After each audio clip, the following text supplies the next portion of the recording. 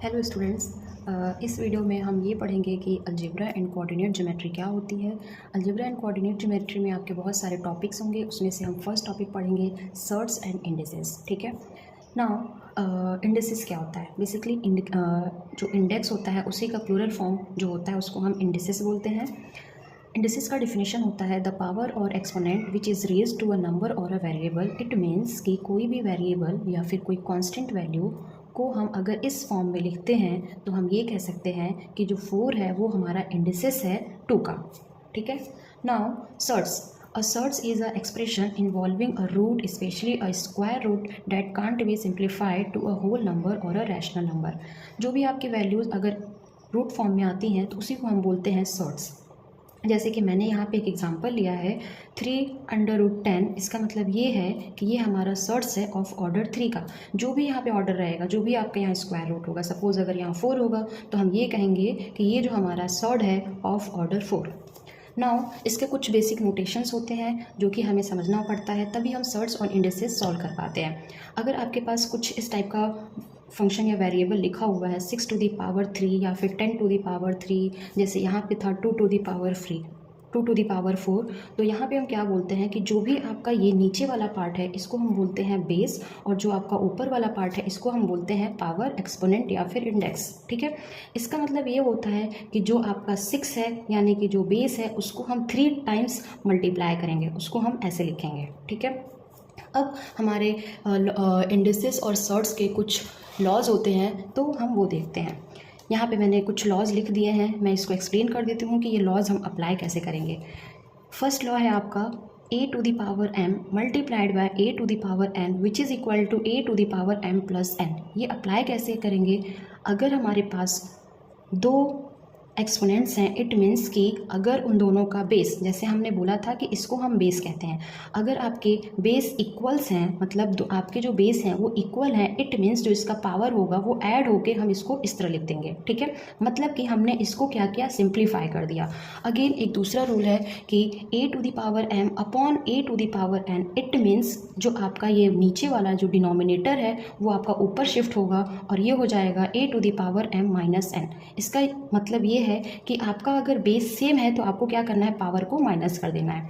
Same ऐसे a⁻m का whole to the power n, it means जो भी आपका बेस है उसमें दोनों का मल्टीप्लाई कर देंगे, यानी दोनों पावर्स को हम मल्टीप्लाई करके जो भी आप सिंप्लीफाई करोगे वो उसका आंसर हो जाएगा। a इंटू बी का whole to the power n, it means ये जो पावर होगा एक बार आपका फर्स्ट एलिमेंट के साथ मल्टीप्लाई होगा, इनटू ये जो पावर होगा आपका एक बार सेकंड एलिमेंट के साथ मल्टीप्लाई होगा। नाउ नेक्स्ट a/b का whole to the power n, इसका मतलब ये है कि ये जो पावर है आपका वो एक बार इसके साथ मल्टीप्लाई होगा, एंड अपॉन जो आपका डिनोमिनेटर में है एक बार उसके साथ मल्टीप्लाई होगा। This is a⁻0 which is equal to 1। इसका मतलब ये है कि something to the power 0 is 1। कुछ भी, अगर आपके पास यहाँ पे 100 लिखा हुआ है, a की वैल्यू अगर 100 है यानी 100 टू द पावर 0 है, इट मीन्स उसकी वैल्यू भी 1 ही होगी। ओके। अब नेक्स्ट है आपका लॉज ऑफ सर्ट्स। सर्ट्स क्या होते हैं? जिसमें आपके अंडर रूट होते हैं, हमने डेफिनेशन में ही पढ़ा था। तो इसमें जितने भी आपके लॉज होंगे वो सब अंडर रूट फॉर्म में होंगे। यहाँ पे आपका फर्स्ट लॉ है n√a, इट मीन्स जो भी आपका यहाँ पे वैल्यू होता है वो इसके बेस पे पावर फॉर्म में आ जाता है, it means a⁻1/n। Second same वैसे ही n⁻ab, इट मीन्स आपका जो ये पावर होगा यानी ये जो सर्ड रूट होगा, ये जो ऑर्डर होगा, ये आपका एक बार इस एलिमेंट के साथ आएगा मल्टीप्लाइड बाय एक बार इस एलिमेंट के साथ आएगा। सेम अपॉन में भी आपको वही करना, फ्रैक्शन फॉर्म में भी आपको वही करना है। अगर आपके पास कोई ऑर्डर गिवन है तो आपको एक बार न्यूमरेटर के साथ उसको एज इट इज़ लिख लेना है और एक बार डिनोमिनेटर के साथ आपको सर्ड फॉर्म में लिख लेना है। नाउ हाँ, फोर्थ है आपका n√a का whole to the power n। इसका मतलब ये है कि यहाँ पे जो वैल्यू हो सेम वही वैल्यू अगर यहाँ पे है तो जो भी हमारा एलिमेंट होता है उसको हम एज इट इज़ लिख देते हैं। ठीक है। ऐसे ही सेम आपका ये भी है, अगर under root some order and under root some other order, it means √m into n, यानी जो भी आपके ऑर्डर होंगे वो मल्टीप्लाइड होंगे √a। n√a का मतलब है कि ये जो आपका ऑर्डर है वो आपका a के पावर पे आ जाता है और इसको हम लिख देते हैं n√a to the power n। ठीक है ना। अब इसके बेस पे हम क्या करते हैं, कुछ क्वेश्चन सॉल्व कर लेते हैं ताकि ये सारे जो हमारे लॉज हैं वो क्लियर हो जाए। फर्स्ट आपका क्वेश्चन है 27 टू द पावर 2/3 तो हमें क्या करना है, हमें लॉज अप्लाई करना है, और लॉज अप्लाई करने के बाद हम देखेंगे कि इसका आंसर क्या होगा। ठीक है, फर्स्ट आपको ये दिख रहा होगा कि ये जो हमें क्वेश्चन गिवन है ये हमारा इंडिसेस फॉर्म में है। इट मीन्स इसमें अंडर रूट नहीं है, तो ये हमारा इंडिसेस वाले जितने भी लॉज होंगे हम यहाँ पे वो अप्लाई करेंगे। सबसे पहले आप 27 को क्या लिख सकते हो, 27 का आपको प्राइम फैक्टराइजेशन करना होगा, देन आप उसको लिख सकते हो 3 टू द पावर 3। अब आपको प्राइम फैक्टराइजेशन करने आना चाहिए। ठीक है, तो ये आपने 27 को लिख दिया 3 टू द पावर 3 का होल टू द पावर 2/3। अब मैं क्या करूँगी, पावर्स को मल्टीप्लाई करूँगी, तो ये हो जाएगा 3 टू द पावर 3 इंटू 2/3। अब आप यहाँ पे ये देख सकते हैं कि 3 और 3 जो है कैंसिल आउट हो रहा है। इट मीन्स हमारे पास क्या बचा, 3 का square which is equal to 3 को हमें क्या करना है 2 टाइम्स लिखना है विच इज़ इक्वल टू 9। ठीक है, नेक्स्ट क्वेश्चन सेम ऐसे ही। नेक्स्ट क्वेश्चन है आपका 124 का होल टू द पावर -4/5। सबसे पहले आपको सेम वही काम करना है जैसे यहाँ पे हमने 27 का प्राइम फैक्टराइजेशन फाइंड किया था। आपको भी यहाँ पे क्या करना है 1024 का प्राइम फैक्टराइजेशन फाइंड किया। जब आप इसका प्राइम फैक्टराइजेशन फाइंड करोगे तो आप इसको लिख सकते हो 4 टू द पावर 5। बाकी ये जो पावर आपको गिवन है वो as it is, it means -4/5। ठीक है, अब सेम जैसे हमने क्या किया था, पावर्स को मल्टीप्लाई कर लिया था, यहाँ पे भी हम वही करेंगे। क्या करेंगे, पावर्स को मल्टीप्लाई कर देंगे, ये हो जाएगा 4 इंटू -4/5। ठीक है, अब सॉरी यहाँ पे 5 है, मैंने यहाँ पे 4 लिख दिया। ठीक है, अब क्या करेंगे, 5 से 5 हमारा कैंसिल आउट हो रहा है, तो आपका आंसर क्या आया 4 टू द पावर -4। अब आपको पता है 4 टू द पावर -4 जब भी आपका जो पावर होता है वो नेगेटिव होता है, तो आपको क्या करना है, उस पावर को पॉजिटिव करना है। ये पॉजिटिव कब होगा, जब आप इसको डिनोमिनेटर फॉर्म में लिख दोगे। इट मीन्स ये फ्रैक्शन फॉर्म में हो जाएगा 1/4 टू द पावर 4। तो ये हमारा पावर पॉजिटिव आ गया। अब आपको पता है 4 टू द पावर 4 का क्या मतलब होता है, हमें इस 4 को 4 टाइम्स मल्टीप्लाई करना है, यानी 4 इंटू 4 इंटू 4 इंटू 4 4 टाइम्स हमने क्या कर दिया, मल्टीप्लाई कर दिया। बस आप इसको मल्टीप्लाई करिए, इसका आंसर लिखिए। इसका आप आंसर क्या हो जाएगा 1/256। ठीक है, नाउ सेम ऐसे नेक्स्ट क्वेश्चन कर लेते हैं। नेक्स्ट है हमारा 8/125 का whole to the power -4/3 which is equal to, इसको हम थोड़ा सिंप्लीफाई कर लेते हैं। तो ये क्या हो जाएगा, आप जब 2 का प्राइम फैक्टराइजेशन लिखोगे तो ये हो जाएगा आपका 2 टू द पावर 3। 2 का prime factorisation is 2 to the power 3 and 125 का prime factorisation is 5 to the power 3 and whole to the power -4/3। अब यहाँ पे हम अपना एक लॉ यूज़ करेंगे कि जो हमारा पहले लॉ था, अब हम यहाँ पे क्या करेंगे, लॉ यूज़ करेंगे। आपको एक लॉ पता है a to the power m upon b to the power m which is equal to a upon b का whole to the power m। ये लॉ अभी हमने पढ़ा। ठीक है, तो आप इसको अप्लाई करिए। ये क्या हो जाएगा 2/5 का whole to the power 3 and also we have multiplied by -4/3 which is equal to 3 से 3 आपका कैंसिल आउट हो जाएगा। इट मीन्स 2/5 का होल टू द पावर -4। अब आपको पता है कि हमारा जो पावर है वो नेगेटिव नहीं हो सकता है, तो हमें क्या करना पड़ेगा, इसको पॉजिटिव करना पड़ेगा। तो ये क्या हो जाएगा, हम इसका क्या करेंगे, रेसिप्रोकल कर देंगे। तो हो जाएगा 5/2 का होल टू द पावर 4। बस अब आपको पता है कि क्या करना है, टू द पावर 4 है, यानी जो भी आपका ये एलिमेंट है इसको हम 4 टाइम्स मल्टीप्लाई करेंगे, यानी 5/2 इंटू 5/2 इंटू 5/2 इंटू 5/2। बस आप इसको मल्टीप्लाई कर लीजिए, आपका आंसर आ जाएगा। Multiplication is 625/60। नेक्क्स्ट क्वेश्चन, अगर हमारे पास सपोज़ डेसिमल फॉर्म में वैल्यूज़ गिवन है तो हम उसको कैसे सिंप्लीफाई करेंगे। सपोज़ हमारे पास है 0.00032 का होल टू द पावर 3/5।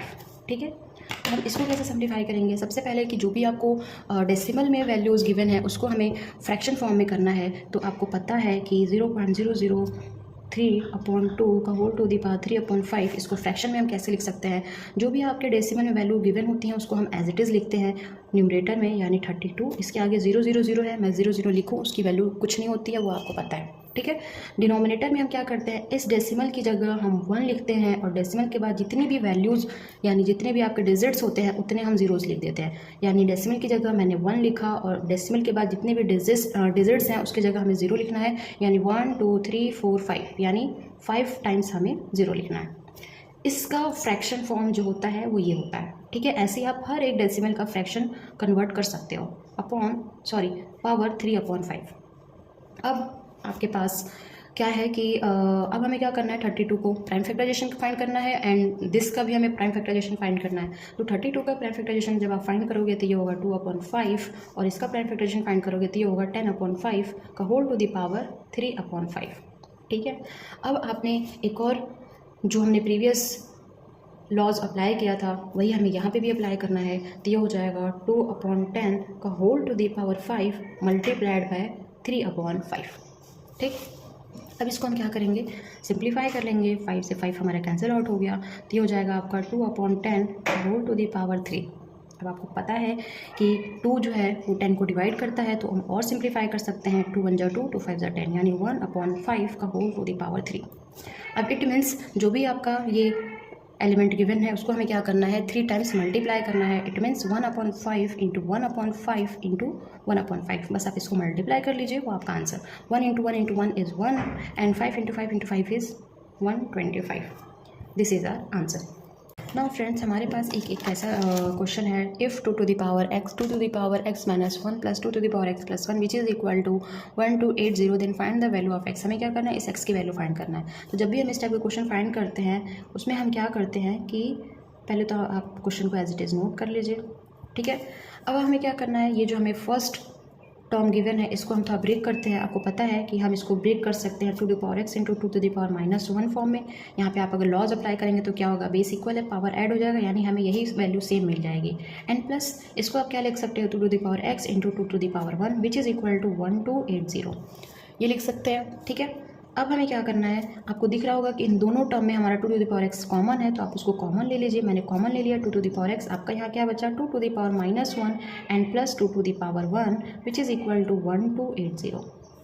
ठीक है, थोड़ा सिंप्लीफाई कर लेते हैं। 2 टू द पावर x, आप 2 टू द पावर -1 को क्या लिख सकते हो, आपको पता है कि अगर पावर नेगेटिव होता है तो हमें पॉजिटिव करना है, यानी हम क्या लिख सकते हैं उसको फ्रैक्शन फॉर्म में 1/2 and plus 2 as it is which is equal to 1280। ठीक है, this implies 2 to the power x as it is. इसको हम क्या करते हैं, सॉल्व कर लेते हैं। आपको पता है जो इसका एलसीएम होगा वो 2 होगा, 2 से 2 डिवाइड करेंगे 1 आएगा, 1 इंटू 1 करेंगे 1 एंड प्लस इसका जो डिनोमिनेटर है 1 है, 1 को डिवाइड करेंगे 2 टाइम्स में, यानी 2 2 2 2 यानी plus 4 which is equal to 1280. This implies 2 to the power x, 4 plus 1 is 5/2 which is equal to 1280. This implies 2 to the power x। अब आपको पता है कि हमें क्या करना है, हमें 2 to the power x की वैल्यू फाइंड करनी है, तो इसको हम एक साइड रखेंगे और बाकी सारी वैल्यूज़ को हम दूसरे साइड शिफ्ट कर देंगे, यानी 2 जो आपका इधर शिफ्ट हो जाएगा और जो 5 है वो भी आपका इधर शिफ्ट हो जाएगा। एंड वी नो डैट अगर हमारा यहाँ डिनोमिनेटर है तो जब इधर शिफ्ट होता है तो क्या होता है, मल्टीप्लाई में चला जाता है न्यूमरेटर फॉर्म में। अगर यहाँ पे हमारे पास 5 जो है मल्टीप्लिकेशन फॉर्म में है तो दूसरे साइड शिफ्ट होगा तो हमारा डिवीज़न फॉर्म में हो जाएगा। बस आप इसको क्या करिए, सिंप्लीफाई कर लीजिए। तो ये हो जाएगा आपका 5 से अगर आप इसको डिवाइड करोगे तो ये हो जाएगा 5 2 जा 10 एंड 5 5 जा 25 एंड 5 6 जा 30। तो हो जाएगा आपका 256 इंटू 2। ठीक है, अब हम इसको थोड़ा और सिंप्लीफाई करेंगे तो ये हो जाएगा 2 to the power x which is equal to 256 का आप अगर प्राइम फैक्टराइजेशन फाइंड करोगे तो इसकी वैल्यू जो आएगी वो आएगी 2 टू द पावर 8। ठीक है, आप प्लीज़ प्राइम फैक्टराइजेशन फाइंड करना सीख लेना, इंटू 2। ठीक है, अगेन हम यहाँ पे क्या करेंगे, लॉज ऑफ इंडिसेस अप्लाई करेंगे। आपको पता है कि अगर बेस इक्वल होता है तो जो पावर होता है वो ऐड हो जाता है, अगर किसी पे पावर कुछ नहीं है इट मीन्स वहाँ पे 1 है, यानी बेस इक्वल है तो पावर ऐड हो जाएगा, 8 + 1 = 9। बेसिकली इस टाइप के क्वेश्चंस में हमें ये करना होता है कि दोनों साइड्स के बेस को हमें सेम करना होता है। तो हमने क्या कर दिया, वही किया, हमने दोनों साइड के बेस को सेम कर दिया, तो जो भी आपका पावर होता है वो इक्वल हो जाता है, यानी यहाँ से जो वैल्यू आएगी वो क्या आएगी, x which is equal to 9, और हमें यही फाइंड करना था। ठीक है, इस टाइप के क्वेश्चन इंपॉर्टेंट होते हैं, तो प्लीज़ इस टाइप के क्वेश्चन आप सॉल्व कर लीजिएगा। अब हम कुछ क्वेश्चन सर्ट्स के फाइंड कर लेते हैं, उसको सॉल्व कर लेते हैं, उसके क्या वेज होते हैं वो देख लेते हैं। एक क्वेश्चन हमें ये गिवन है, आपको दिख रहा होगा कि इस क्वेश्चन में हमारे रूट्स हैं। इट मीन्स यहाँ पे हम क्या करेंगे, सर्ट्स के सारे लॉज अप्लाई करेंगे और इसको हम सिंप्लीफाई करेंगे। तो फर्स्ट पहले तो हम क्या करते हैं, क्वेश्चन को एज इट इज़ नोट कर लेते हैं। 3√6 to the power 7/3 6 to the power 6। अब आप इसको एक एक करके सारे लॉज अप्लाई करिए और उसको सॉल्व करिए। फर्स्ट पहला टर्म तो हम एज इट इज़ नोट करते हैं, 6 टू द पावर 2/3 इंटू, आपको पता है कि जो भी वैल्यू अंडर रूट में यहाँ पे होती है हम उसको क्या करते हैं, पावर फॉर्म में लिख सकते हैं, यानी ये हो जाएगा 6 टू द पावर 7/1/3।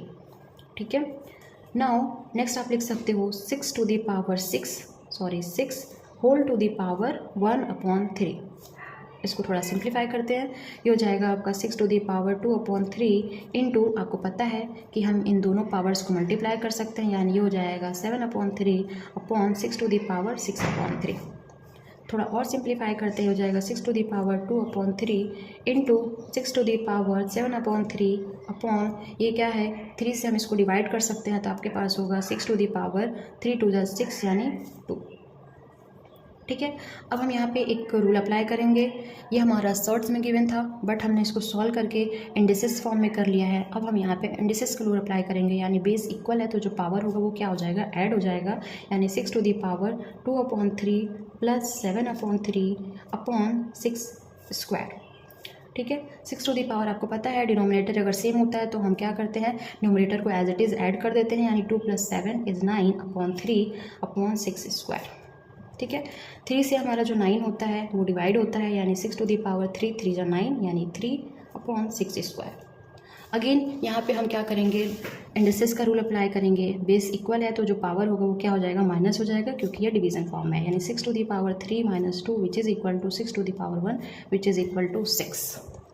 ठीक है गाइस, आपको क्या करना है, ऐसे ही सारे हमारे लॉज पता होना चाहिए, तभी आप सारे लॉज, इंडिसेस और सर्ट्स के क्वेश्चंस फाइंड कर सकते हो।